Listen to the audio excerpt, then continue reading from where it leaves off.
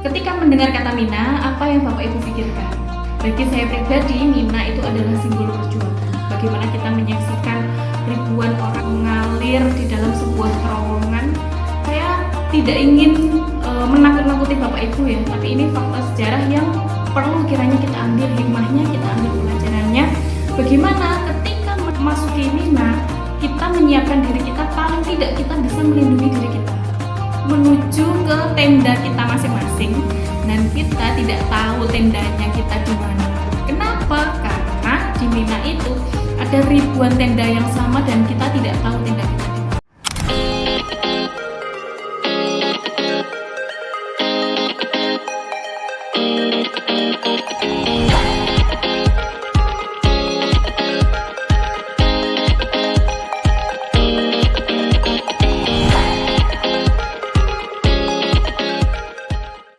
Assalamualaikum warahmatullahi wabarakatuh, Bapak Ibu calon jamaah haji yang akan segera berangkat tahun ini.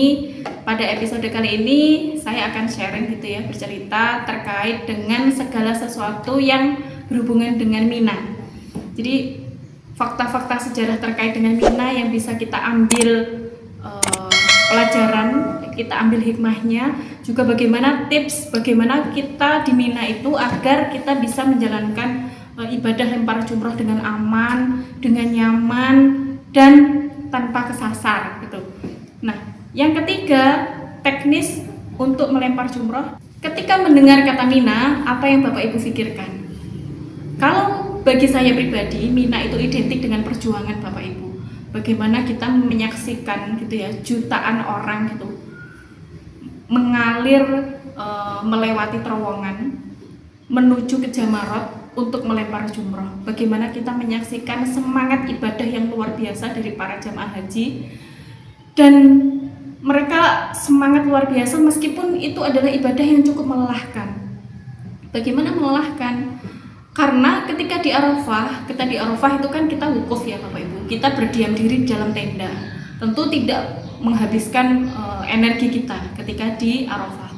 Begitupun ketika di Musdalifah kita mengambil kerikil pun sudah disiapkan perpackingan gitu ya. Tapi ketika di Mina, nah disinilah puncak perjuangan kita. Bagaimana kita menempuh perjalanan yang tidak pendek gitu ya, perjalanan yang cukup jauh gitu ya, sekitar 5 km bahkan lebih menuju ke Jamarot. Ketika di Jamarot kita berusaha melempar pilar-pilar Jamarot itu dengan kerikil yang sudah kita dapatkan di Musdalifah itu. Dan ini adalah simbol bagaimana kita melawan setan. Nah, ada beberapa fakta sejarah Bapak Ibu ya terkait dengan Mina, dan saya merasa ini perlu saya sampaikan. Bukan bermaksud untuk menakuti Bapak Ibu yang akan berangkat haji, bukan, tapi lebih kepada apa sih yang harus kita persiapkan agar kita paling tidak bisa melindungi diri kita dan orang-orang di sekitar kita atau orang-orang sergu kita, serombongan kita. Bagaimana kita memiliki persiapan yang matang ketika melempar jumroh sehingga kita bisa melakukan ibadah itu dengan baik, dengan nyaman, dan dengan aman.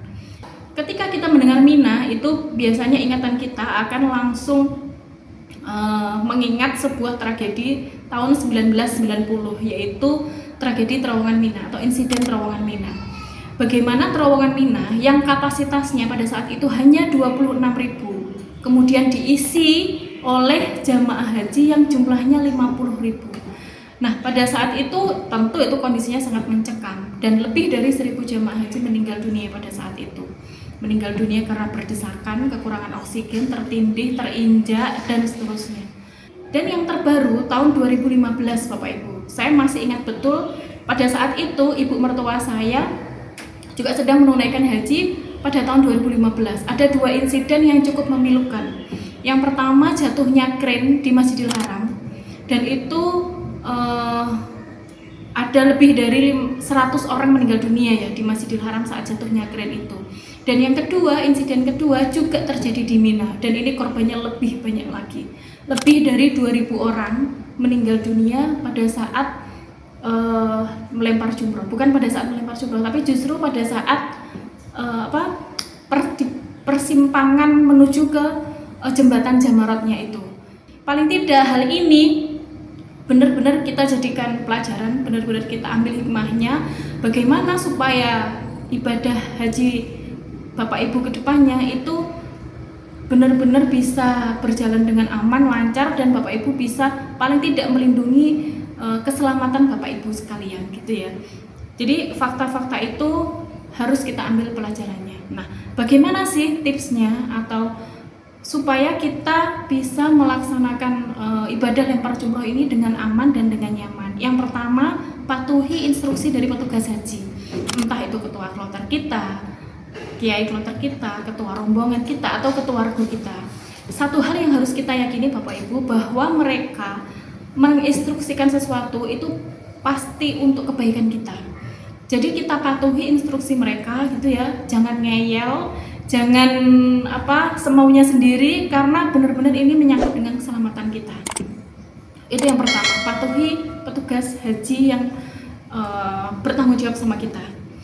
Yang kedua, lengkapi diri dengan APD, alat pelindung diri.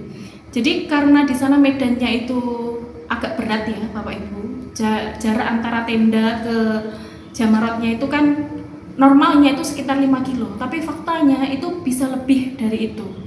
Apalagi pada saat 2023 kami itu ada satu wilayah yang dinamakan Mina Jadid. Nah, Mina Jadid itu jaraknya antara tenda ke jamarot itu sekitar 7-10 kilo. Itu belum nyasarnya ya. Belum nyasarnya. Nah, oleh karenanya kita benar-benar butuh APD untuk bagaimana supaya kita sampai ke jamarot itu dengan selamat gitu ya, dengan nyaman, tanpa ada merasakan sebuah insiden misalkan pingsan dan seterusnya. Alhamdulillah. Jadi APD apa yang perlu kita siapkan? Yaitu yang pertama, alas kaki yang nyaman. Hindari menggunakan sepatu bertali, hindari pakai sandal jepit. Saya pernah bikin konten khusus terkait dengan ini. Nah, alas kaki yang nyaman ini akan memudahkan kita, membuat kita nyaman selama perjalanan itu. Karena yaitu medannya itu memang jauh ya Bapak Ibu. Kemudian selain alas kaki, kita juga perlu membawa topi atau payung. Kalau bapak-bapak, topi kan tidak bisa ya, bisa pakai payung.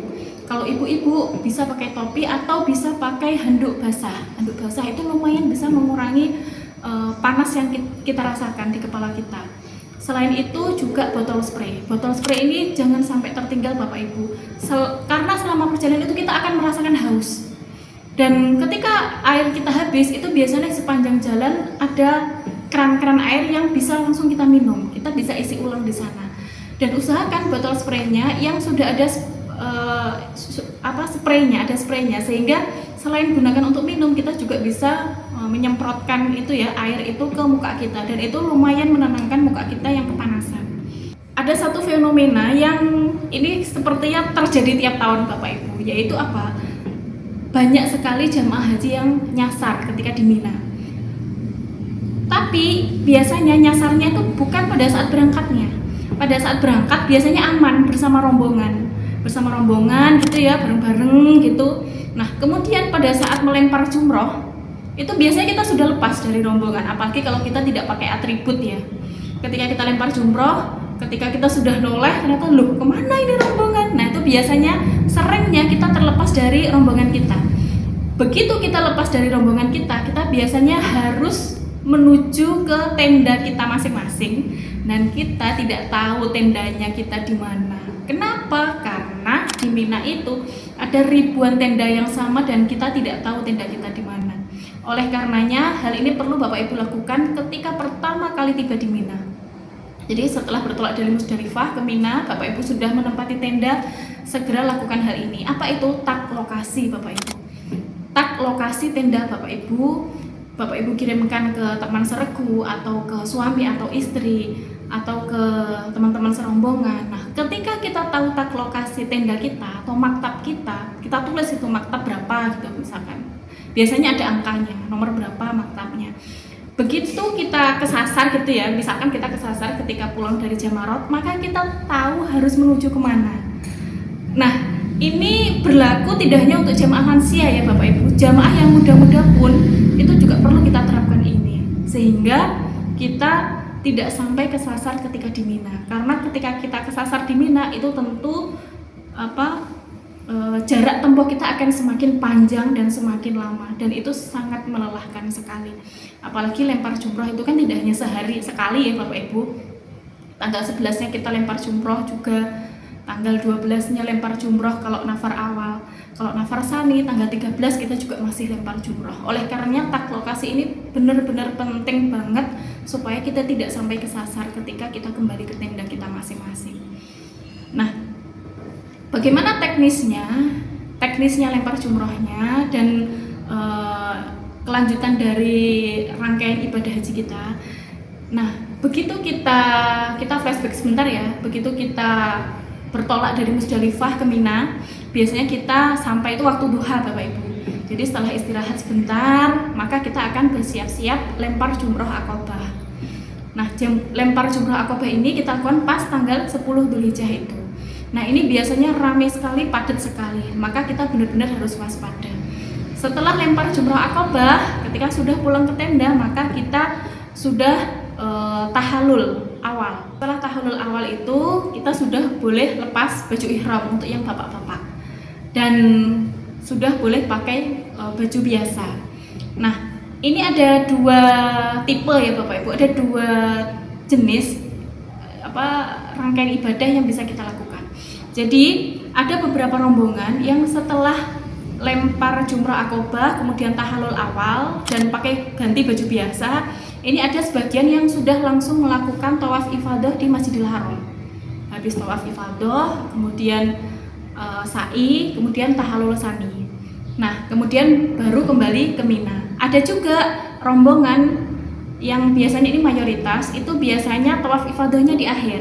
Jadi begitu lempar jumroh akobah tanggal 10, kembali ke tenda, tanggal 11 lempar jumroh 3 pilar ya, ula, wusta, akobah. Habis itu kembali ke tenda, tanggal 12 melakukan hal yang sama. Nah, bagi Bapak Ibu yang mengambil nafar awal, setelah tanggal 12 itu, setelah lempar jumroh, Bapak Ibu baru kemudian tawaf ifadah, sa'i dan tahallul.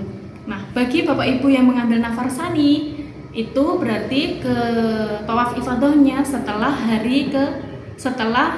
tanggal 13. Jadi tanggal 13 lempar jumroh, ula, wusta, akobah, baru kemudian tawaf ifadah, sa'i dan tahallul. Maka selesailah serangkaian ibadah haji kita. Nah, demikian Bapak Ibu terkait dengan Mina. Fakta sejarah telah mencatat bahwasanya Mina itu banyak insiden dan tragedi yang terjadi. Maka kita sama-sama berharap, kita sama-sama berdoa, dan kita sama-sama berusaha bagaimana kita bisa melindungi diri kita dan orang-orang sekitar kita. Saya tidak bermaksud menakuti ya Bapak Ibu, tapi ini tentu adalah hal yang harus kita ambil hikmahnya, ada hal yang harus kita ambil pelajarannya, bagaimana kita bisa tetap menjalankan ibadah haji itu, terutama lempar jumroh itu dengan kondisi yang aman, nyaman, sehat, dan semoga Bapak Ibu semua bisa menjadi haji yang mabrur. Insya Allah itu kurang lebihnya, saya mohon maaf. Assalamualaikum warahmatullahi wabarakatuh. Labbaik Allahumma labbaik, labbaik la syarika laka labbaik, innal hamda wan ni'mata laka wal mulk la syarika lak.